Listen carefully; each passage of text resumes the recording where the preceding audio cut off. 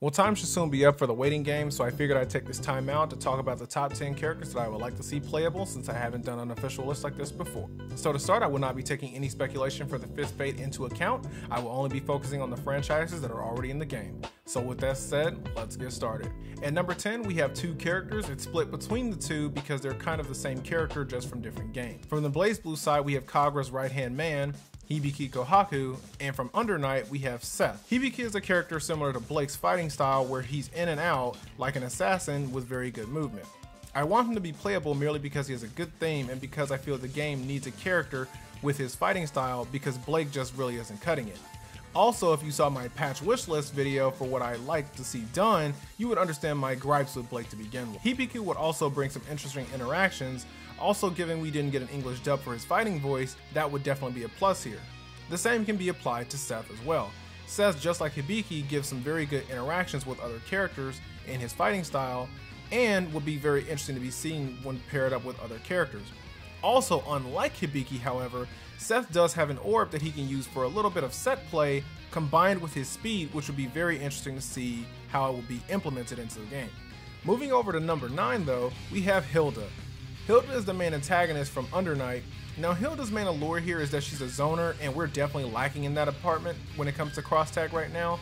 Also the fact that 9 has her colors already in game, a special intro between the two is definitely implied here. Her playstyle will add a lot more to the game given that we've already seen that configuring zoners to be able to be usable in the game isn't too difficult. So moving right along to number 8 here. Now this is a character from Yang's archetype somewhat, who brawls and has grappling moves and doesn't get a lot of respect from others nor patches either. At one time she was even considered to be the Meg of the Blazblue roster because of how little respect she actually got. This character, of course, is Bullet from Blazblue. She's a character who has grappling moves and likes to get up close and personal.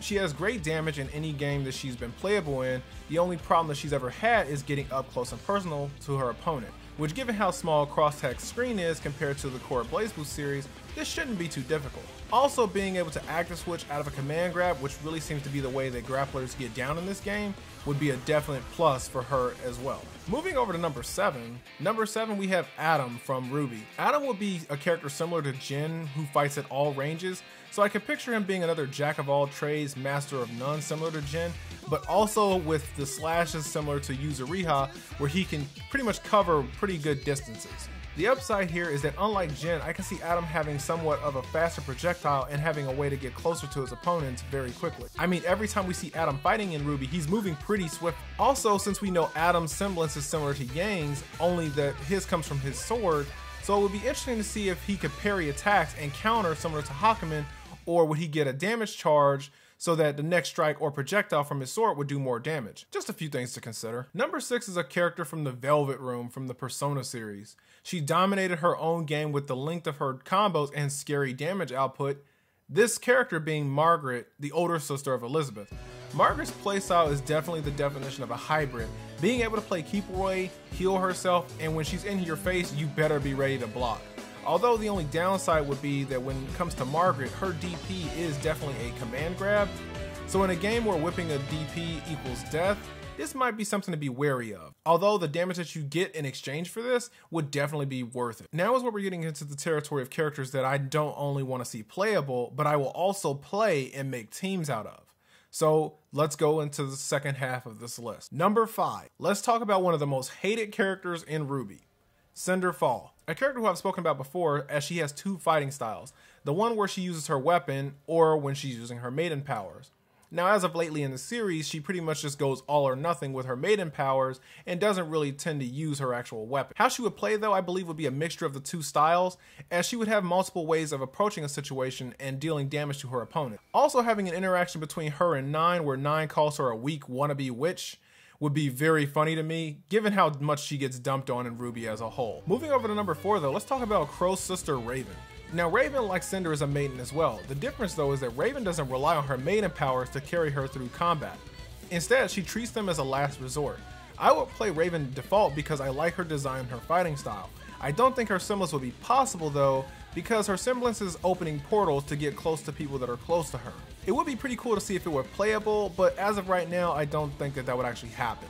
So instead, I think it would focus more on her just using her Dust Sword and her Maiden Power. Number 3. Now number 3 is my main Phonon from Under Night. She would be a great answer to certain characters that can dominate the screen.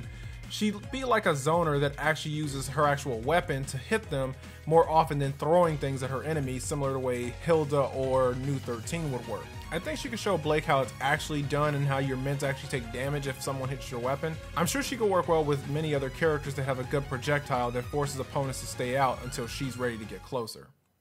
Now, number 2. I must say that number 2 I only want playable if they can make this character work. This character, of course, being Kokonoi, my main in Chrono Phantasma and my sub in Central Fiction. Now, Kokonoi, unlike most characters, if not all characters in the core Blazblue games, actually requires her drive to be playable and usable for her game plan to get up and running. This is because her game plan revolves around set play. Keeping this in mind of how her gravitons work and are implemented will be very important to how she would play. Now, not only that, but Kokonoi also has a myriad of supers. For those who haven't actually played Central Fiction or any main series Blazblue game, Kokonoi has 4, technically 5 supers. The problem is that only 2 of these supers were useful outside of Overdrive, one being her Super Fireball and Climb of Greed, which automatically was triggered if you used Absolute Zero and had 50 meter. Now, she had other supers, namely the Unblockable Black Hole and Gigantic Tigers. Now, unless Black Hole would allow you to do real damage, then no, I don't want that in Tag. And there is no way in Tag they would allow Gigantic Tiger or a Golden Tiger because the scaling, I'm pretty sure, would result in auto kills.